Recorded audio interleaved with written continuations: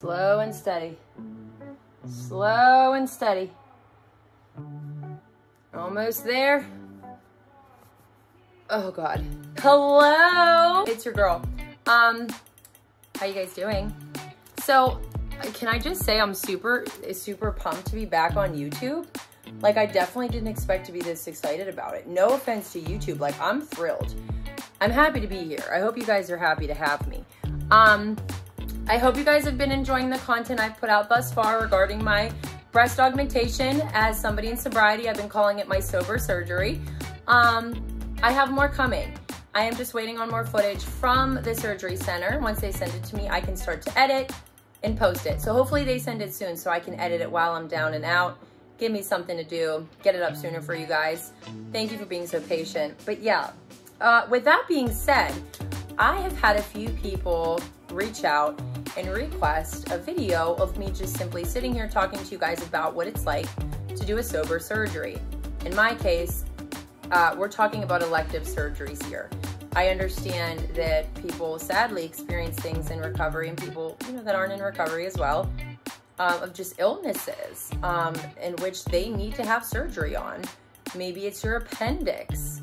Maybe it's something more severe like cancer. Maybe it's risks of cancer.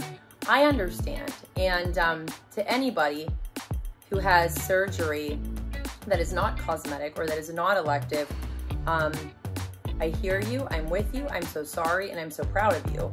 But I like to try to only speak on things that I have experience with. With that being said, what we are speaking on today is being in sobriety and getting elective and or cosmetic surgeries. So for those of you that don't know me, hi, my name is Abby Fickley. I'm a lot cooler over on TikTok. You can also find me on Instagram. All of my links are at the end of this video and also in my bio down below. So find me over there, subscribe to my channel if you are not already. As you probably have already figured out, I am sober and I just had a breast augmentation. I am on post-op day 3 and the pain is barely here. If anything, when I woke up this morning, I had some back pain, which they say is normal. But in terms of my chest, I've been okay. I have to be careful to not talk too much or it will start to hurt my chest, things like that. I'll say the biggest thing, the hardest thing for me as somebody who lives alone is not overdoing it. It's not that I'm in pain and can't do things. It's actually the opposite. I'm quite capable of doing things to the point where I could hurt myself or I could affect the results of my surgery in a negative way. And I really don't want that to happen. So I'm trying my best not to reach. I'm trying not to lift my arms.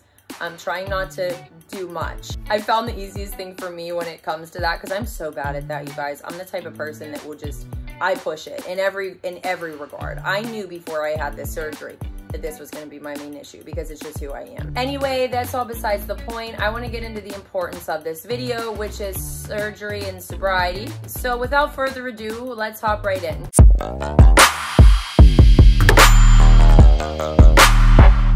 When did I make this decision? Was I afraid to make this decision? Was I afraid it was gonna ruin my sobriety? And was it worth the risk? So let's talk about it. Number one, I knew from the jump I was going to be just fine doing this. I've always been somebody who has a very high pain tolerance. It was still extremely important for me to come up with a very, very concrete, solid plan.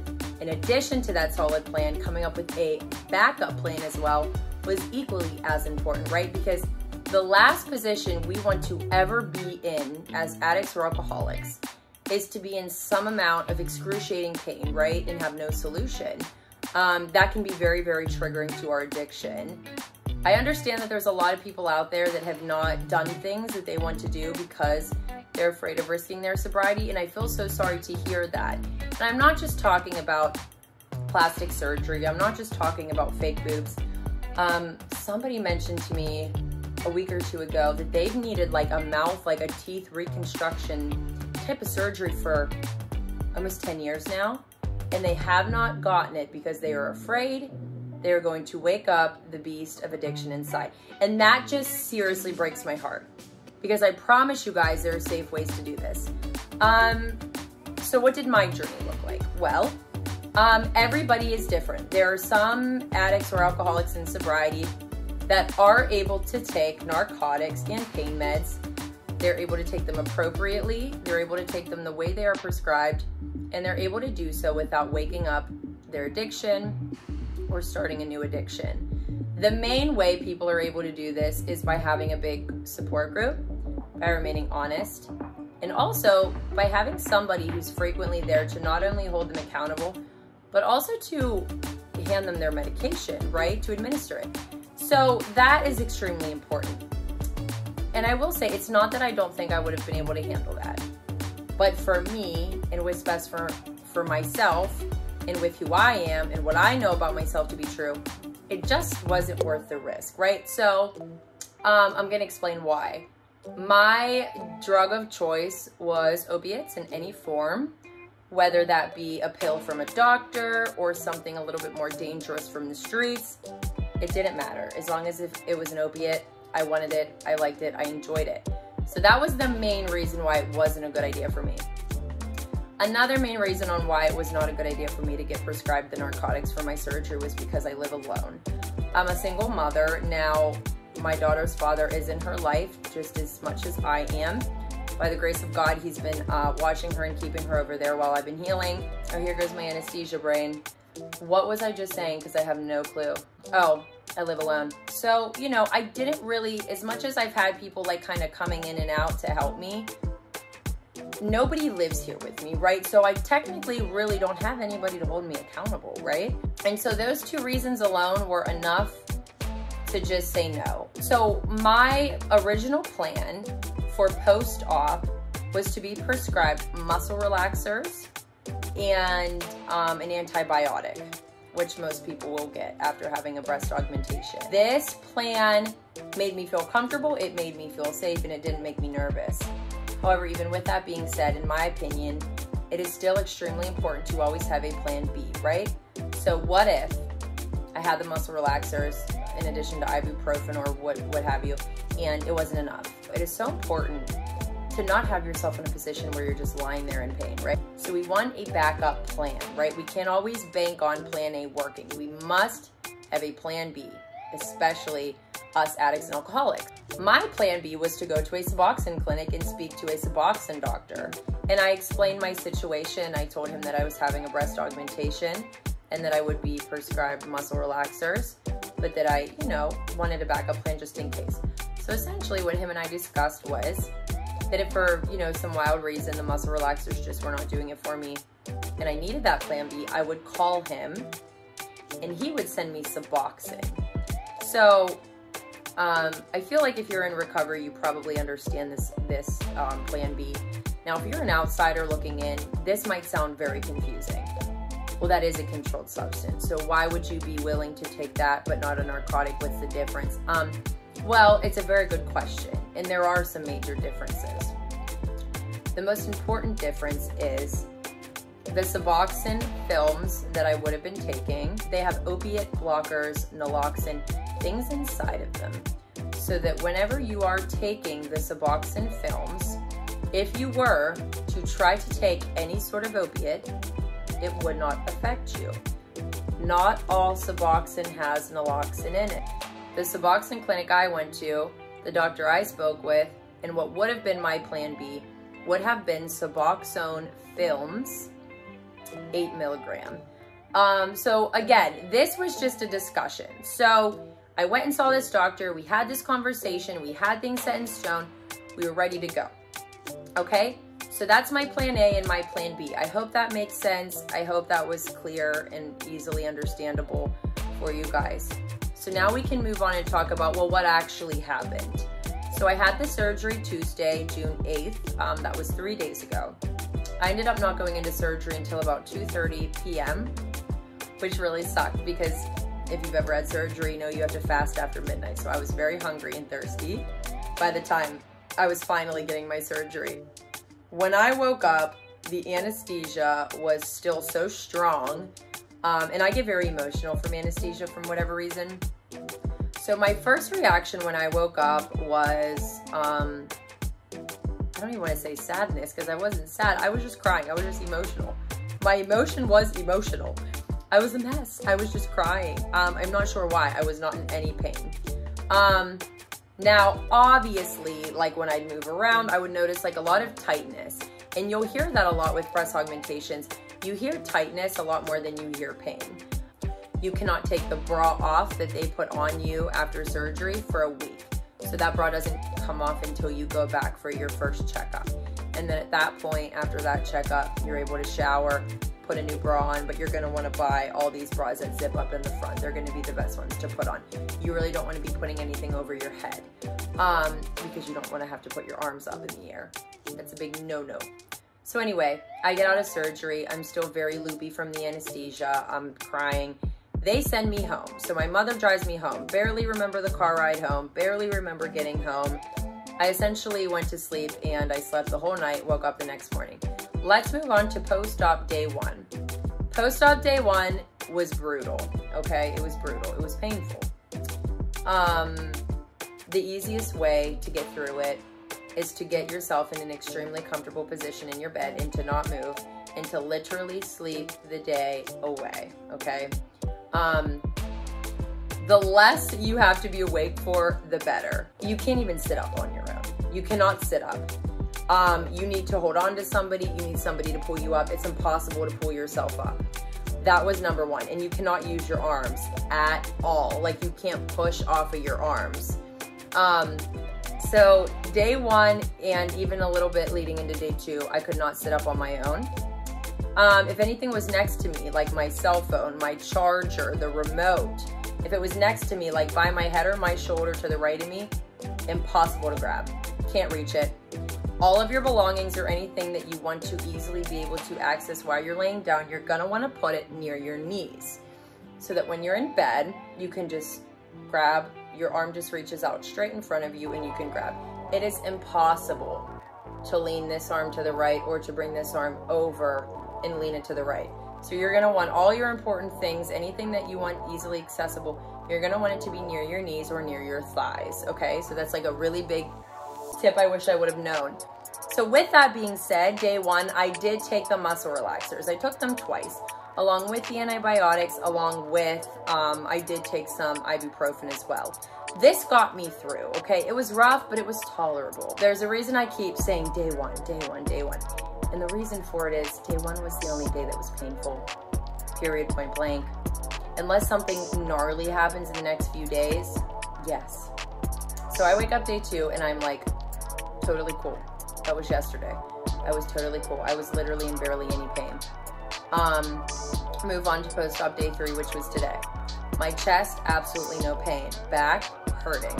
And I think that's normal, especially for somebody like me who literally went from having 0 boobs, like not even able to fill out a 32A cup, to a nice little rack.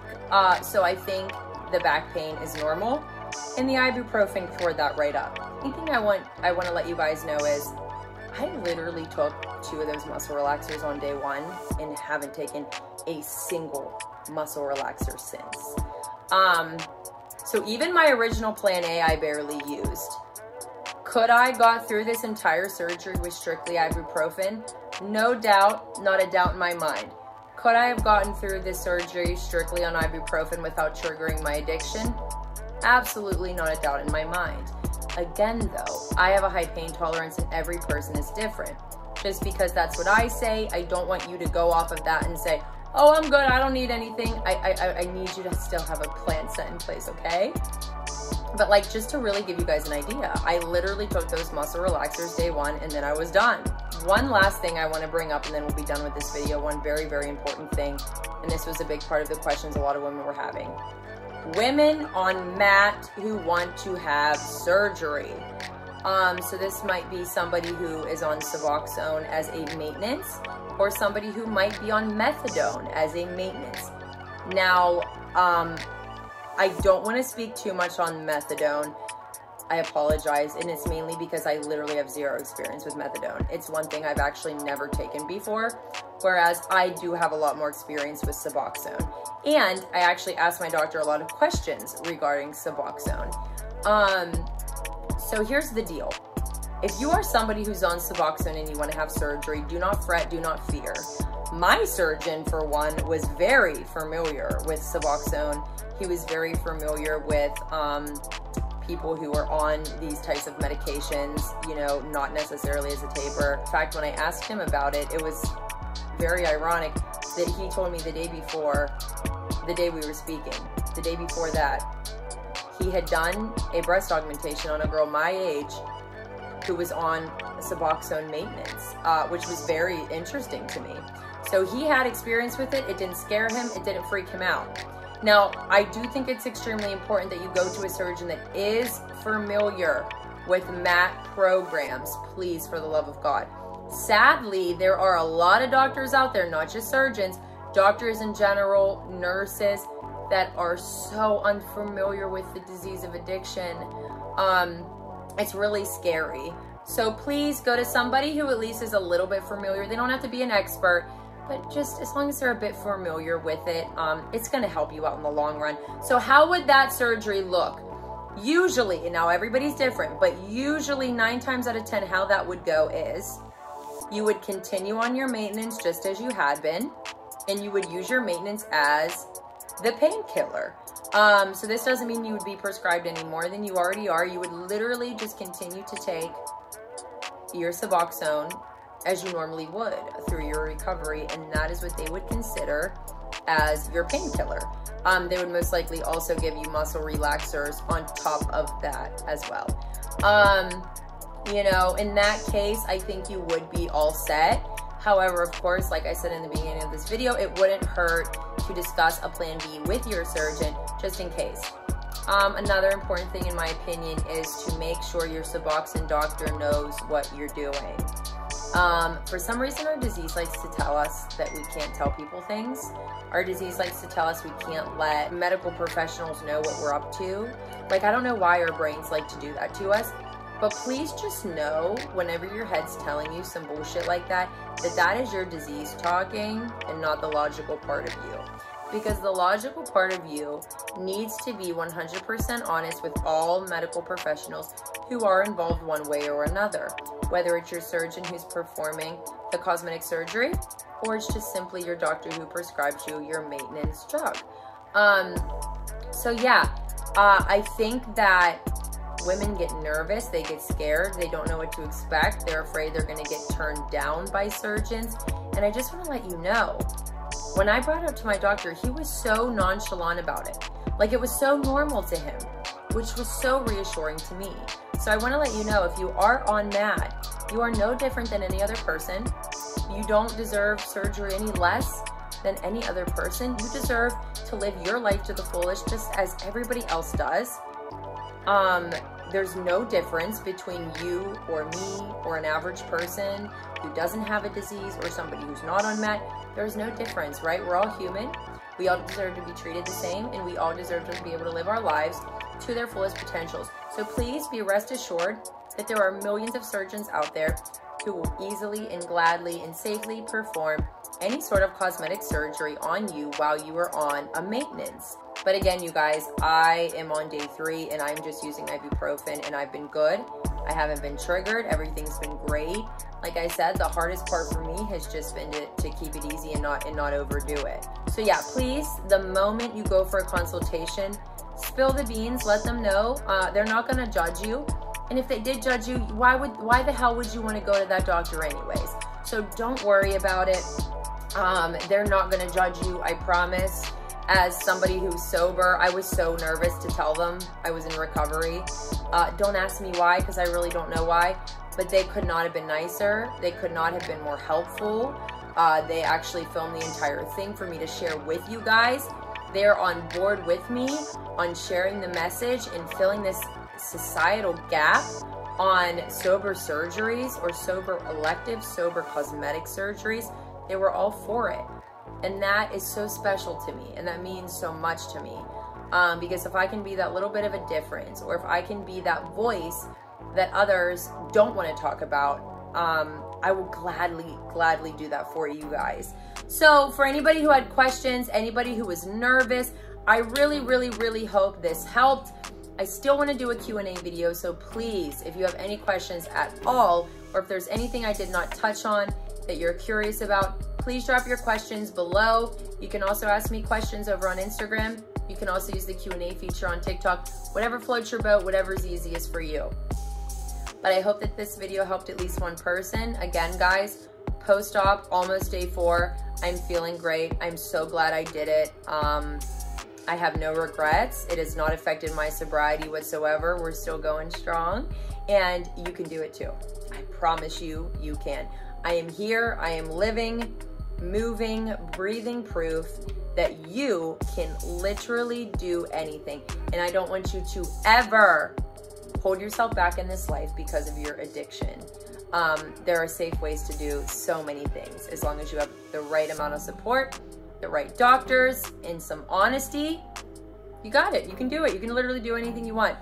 Anything in this world. So please, let today be the first day of the rest of your life where you stop putting limitations on yourself, okay? It's time to live life to the fullest the way you've always deserved to, right? We've beaten ourselves and put ourselves down long enough in our addiction. It's about time we live life. I really hope this helped. I love you guys. Have a good night.